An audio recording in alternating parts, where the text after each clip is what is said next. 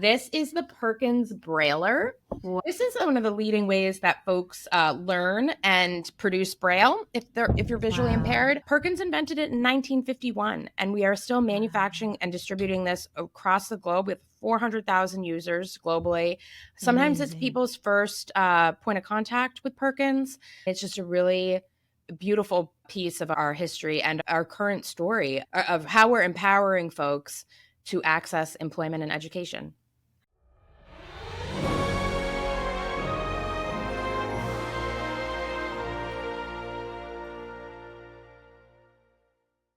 So very excited to have Sandy here. Welcome to the show. The past few months, we've been really inspired to dive into all these different stories. But Sandy, I couldn't wait to get to this particular month because I think there's just so much unpacking we have to do.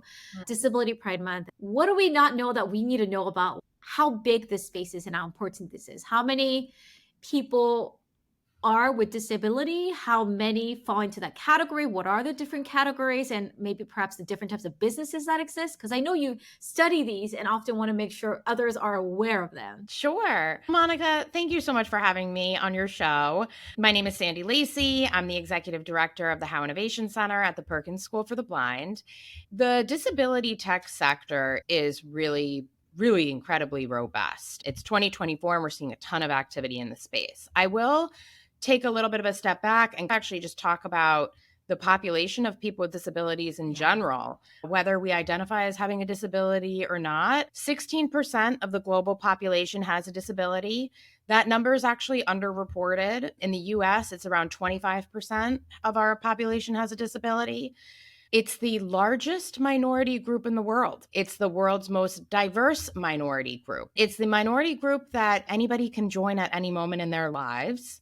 If we're all lucky enough to grow into old age, we're probably going to join the community as well. When we think about it in that context, it's really everywhere and all of us. In addition, people with disabilities and their allies control around $13 trillion worth of annual disposable income. So Oh, there's a significant wow. amount of money on the table. So it's not just a large population. This group of individuals also controls a significant amount of capital. They get to choose where they spend their money every year. At the Howe Innovation Center at Perkins School for the Blind, we've identified over 1,400 companies building products and services specifically for people with disabilities. These companies collectively, the market was a $25 billion sector. It's a legitimate sector, Ah. disability tech, which is basically all products and services for people with and without disabilities that increases accessibility. So it's basically the combination of assistive technology and inclusive technology. I think it's good to dive a little bit deeper into that terminology, right? Inclusive education, inclusive technology. What does that really mean for you, and why is that important? So at the Howe Innovation Center, we're very focused on catalyzing and convening an ecosystem around disability tech. When you think about what is disability tech, it's a term that when I joined Perkins 2 years ago, I saw a lot of folks using, but I actually couldn't find a definition for it. So I met with a ton of different stakeholders and went on a big listening journey, meeting with investors, CEOs of large companies, entrepreneurs in the sector. And really, what we workshop together is that disability tech is all products and services that increase accessibility for people with and without disabilities. So I think when the average person hears the word disability tech, they probably think about assistive technologies, which are technologies that unlock access to a product or a service for a person with a disability.